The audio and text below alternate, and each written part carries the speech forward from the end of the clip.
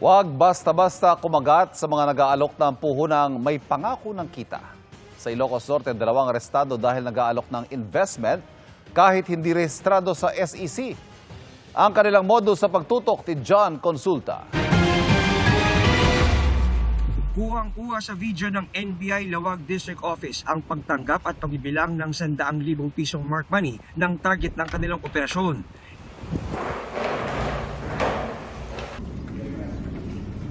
Ilang saglit lang, pumasok na ang mga ahente nang di napansin ng suspect dahil abala siya sa pagbibilang ng pera. Taga-NBI kami. Okay, so data inawat mo data mark money data.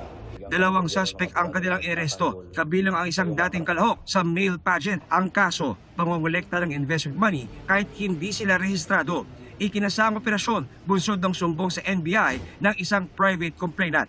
Pag ikaw ay nag-invest ng 100,000 pesos sa kanilang kumpanya o sa kanilang negosyo, ikaw po ay makakatanggap daw ng 6% interest monthly. Pero hindi mo pwedeng galawin or ang sabi nila nakalock in po siya ng 1 taon. After a year lang po bago mo makukuha ang iyong investment. Ayon sa NBI, illegal ang naging pagtanggap ng investment dahil wala silang hawak na secondary license mula sa Securities and Exchange Commission. Kinakailangan nito bago magbenta ng securities o mag-alok ng investment sa publiko.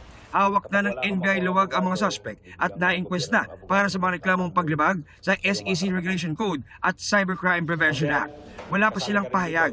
Hinihikayat ng NBI ang iba pa mga posibleng mga naging biktima ng suspect na magtungo sa kanilang tanggapan para maghain ng reklamo. Babala naman ng NBI sa ating mga kababayang inaalok ng investment.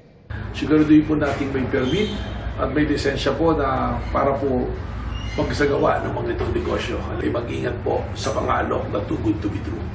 Para sa GMA Integrated News, John Consulta, nakatutok 24 oras.